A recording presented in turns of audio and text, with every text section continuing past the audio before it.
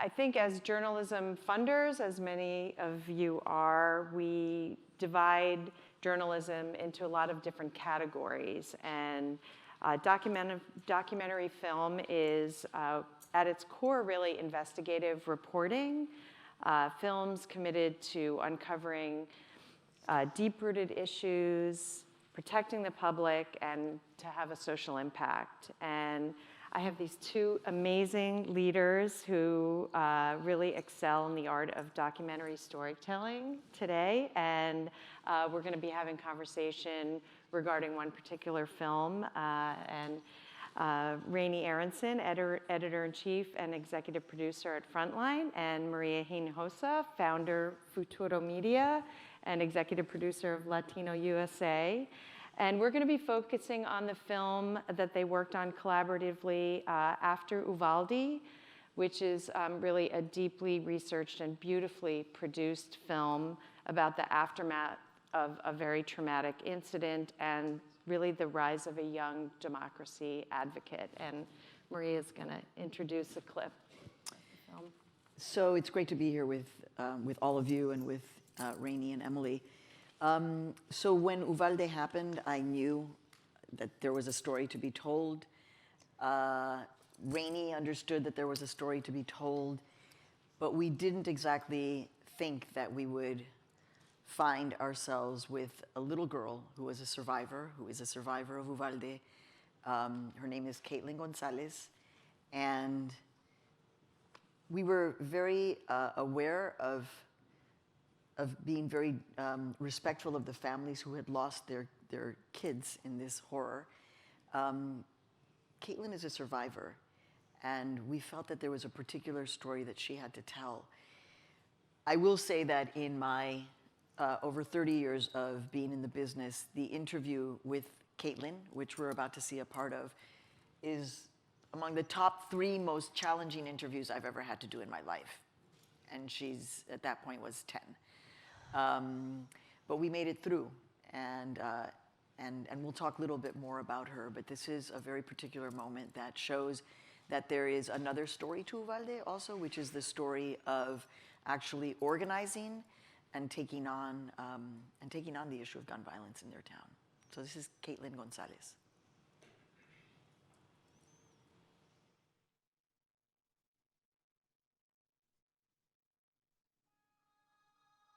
Caitlin lost many of her friends on May 24th, including her very best friend, 9-year-old Jackie Cázares. The two of them had been inseparable for years. Do you mind if I use my fingers? I don't mind at all. I don't really know what I'm doing, but I'm going to figure it out. I'm inspired by you because you're like the artist here. Back where you live in New York, do you hear chickens? No. What do you think I need to do? Maybe some red. No, yellow. Kind of sprinkled throughout? Mm-hmm. So tell me about your BFF. Tell me more about Jackie. She is funny. Her laugh was funny. She snorted. Well, when did you meet? Oh, she was on a swing, and she was playing by herself, so I asked her if she wanted to play with me.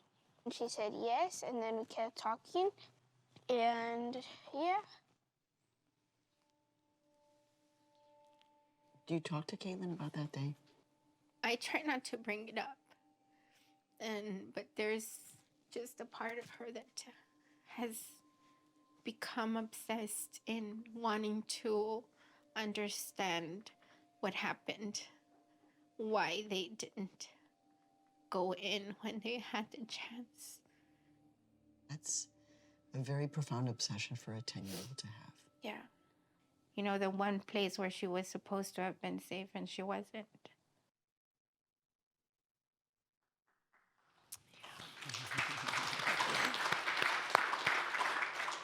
Yeah, I was just reminded watching that, you know, one of the main things when you reached out to me about this story was, I think for this story in particular, all stories really, we wanted someone who would take care as she was doing her reporting. So this is a reporting endeavor.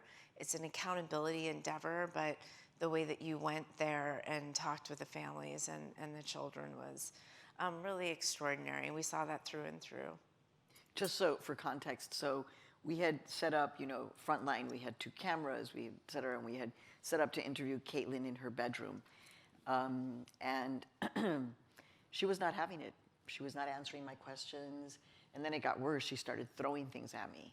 And that's when I was like, okay, hold up. And I actually, that's why I hold myself together in any interview, but all of a sudden a 10-year-old is like throwing things at me and I'm like, what am I gonna do? And the decision was we need to get out of the bedroom. And that's where it was like, let's go and start doing this other stuff outside and painting. And there's a subtle thing that if you watch it again, Caitlin starts out and you can see her painting, it's black lines. It was all block.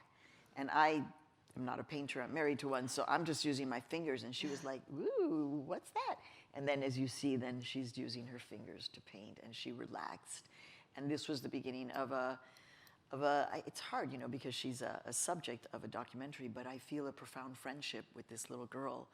And she's a part of my life. And I think she's already changed Uvalde politics. She's changed Texas politics. I think she's going to have a national impact. But what do I know? You know a lot. Let's be honest. And if you watch the whole film, you really get to see how she went from a child to an activist.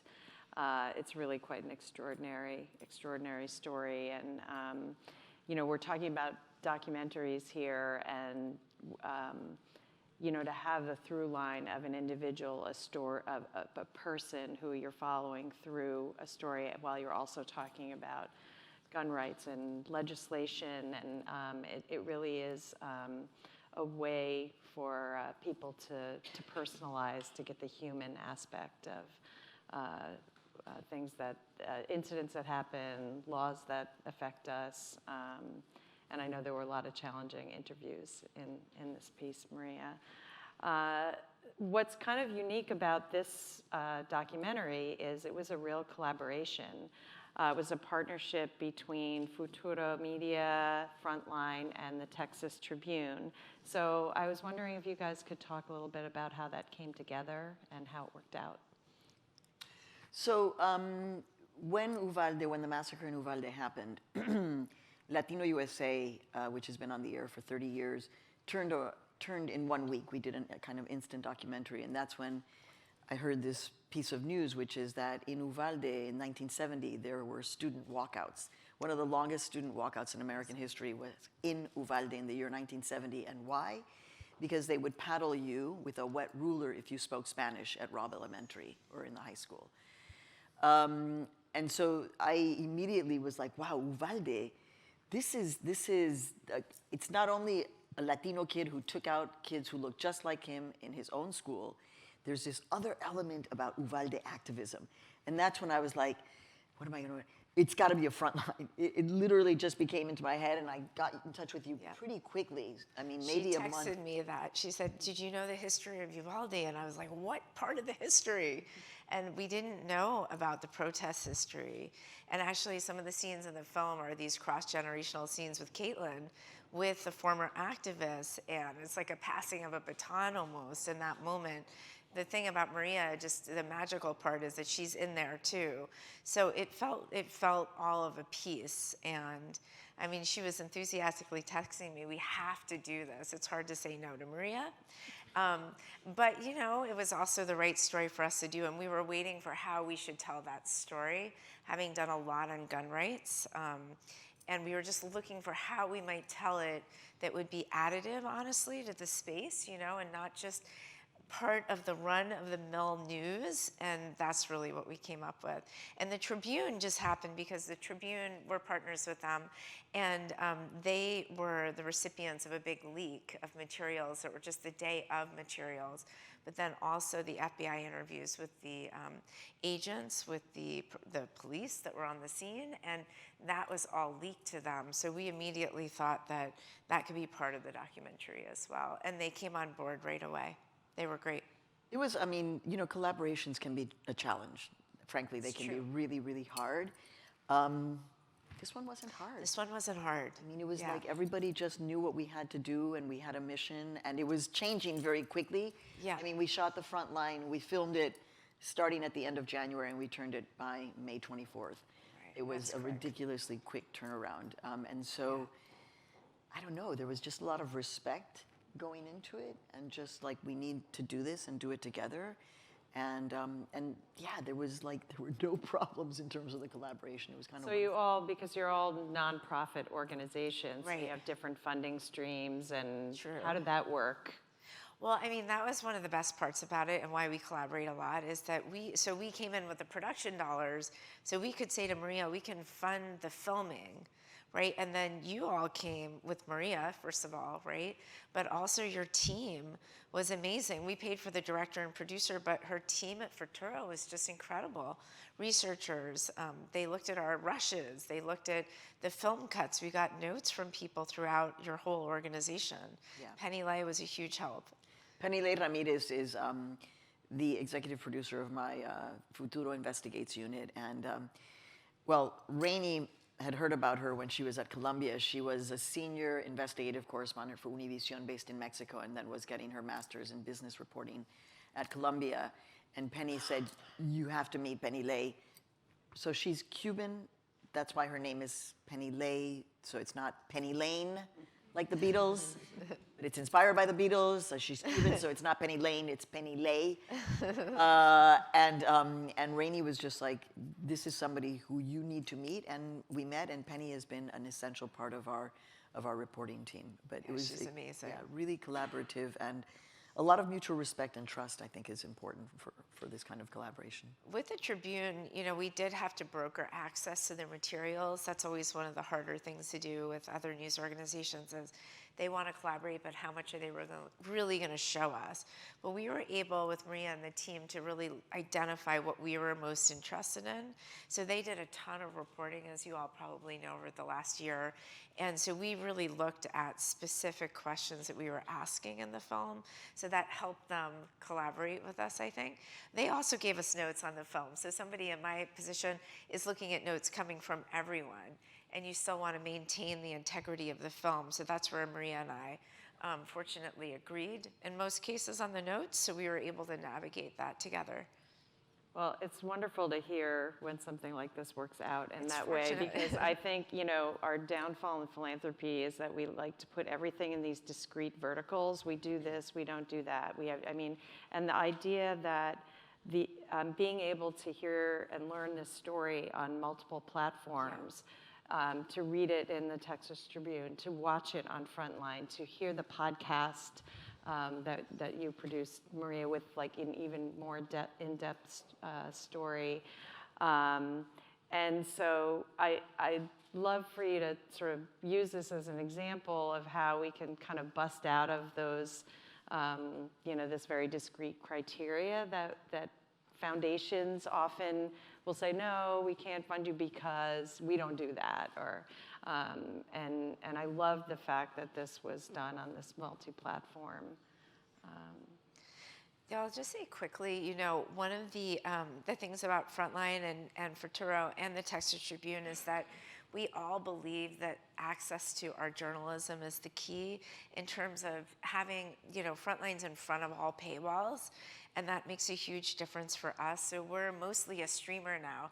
We have a broadcast, it's a very healthy broadcast, but where we see massive growth is on the streaming side.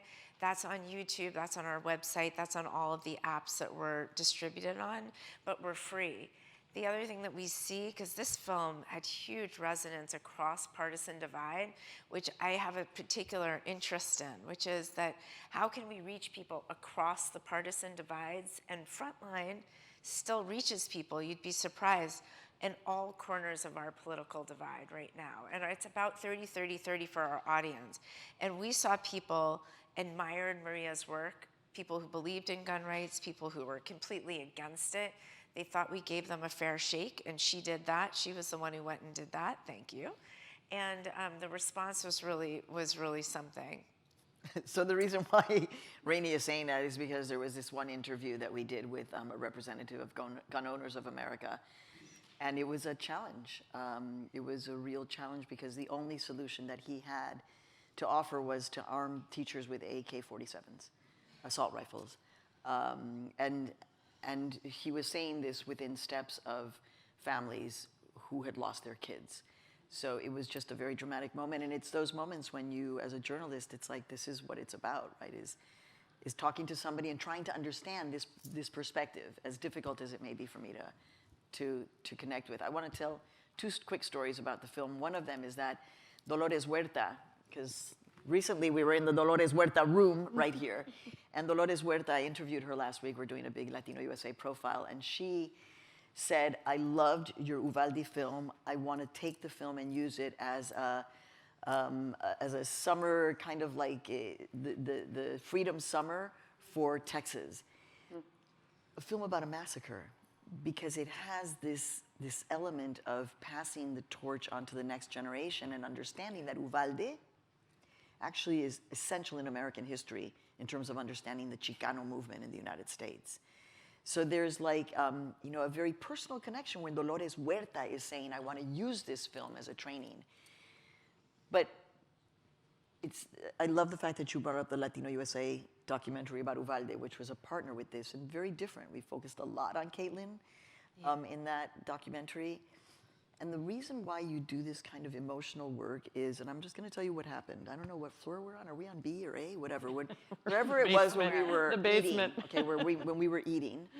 I was eating before all y'all because I got there early.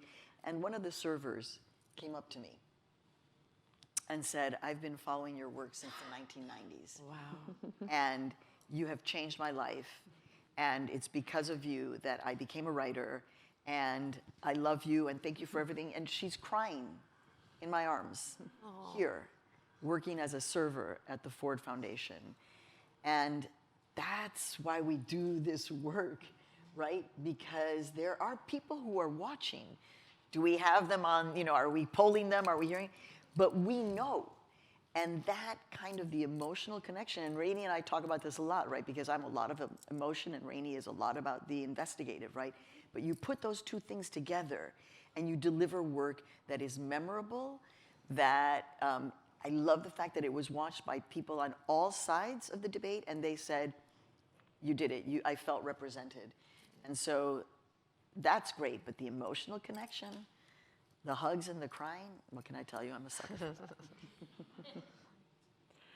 that. Well, I mean, you've already kind of touched on this about the role that non-commercial news outlets can have on the democratization of really making this work available and accessible to all people. Raney, you mentioned your different platforms and the different, talk a little bit about the age demographics. Yeah, I would say, thank you for asking that. So, PBS has a sort of mid-60s audience on the broadcast. It's pretty 60s and up, and then all of our streaming audiences are under the age of 45 about. But we really see something really interesting on spaces like YouTube and other spaces where people identify their politics in their comments and also in their profiles. That's a huge part of what we're looking at, is who are we reaching? What is the diversity of our audience, not just in partisan terms, but just across the board? And it's a healthy audience, and they argue all the time. So we're sort of like looking at that to understand, well, is this a good argument? Is this a healthy argument? And that's something that we mitigate a lot. And one thing I would say is the reason I think we have these audiences, this includes Maria too, is that they don't have to make a decision between paying for the New York Times or the Washington Post or the Wall Street Journal, right? And those are kind of the mainstream versions of something else you might pay for, or HBO, right? So they're able to just watch us, they can see what they think, and then they go on to other sources, right? And I think that's like actually so critical. The other thing we did with Maria's work, and we're doing in general now, is we are translating into Spanish. That's also a critical move to respect people, just to say, like, we want you to have this information. This is part of a really important part of what we're doing right now. Yeah, and so Latino USA has been on the air for 30 years. That's amazing. We are the only program, newspaper, magazine, radio show, etc., that has, for 30 years, consistently been documenting the Latino reality in the United States. And for free. And on public radio first, public media now, digitally, you know, our audience is the same. So on public radio, we have an older, whiter audience, but digitally we skew much younger, mostly women, and mostly non-white. So when I'm raising money, It's true. oh, am I raising money? Oh, yeah. I'm always telling people, you're getting the entire spectrum, right? And that for us is so important. And you know, I was not born in this country. I had to raise my right hand to become a citizen. I had to say that I would take up arms to defend this country, and I don't like guns. And so the whole notion of kind of our civic duty and responsibility and like my commitment to public media. I am a democracy junkie. I'm a public media junkie. I often say when I'm with young people, sorry about the word, but like that is what moves me profoundly. And I never expected that in Uvalde, that we would find a story that is centered around the issue of democracy and engagement and challenging your government, especially in a case where they did not protect you. You know, there were close to 400 armed men who for over 70 minutes did nothing. And so the question is, more guns? Or what else? So there was a lot that we didn't tell. There's so much on this story. And I'm continuing to be in touch with Caitlin and her mom, Gladys. So it's, like I said, for me, it's a story that is part of my life forever. Like 9/11 changed my life. There's a Maria Hinojosa before Uvalde and a Maria Hinojosa after Uvalde. Well, I know we're a little over time here, and I just want to thank the two of you so much. I am a proud, the Tao Foundation is a proud funder of both of these amazing organizations, and I really encourage everyone to take the time to watch this film.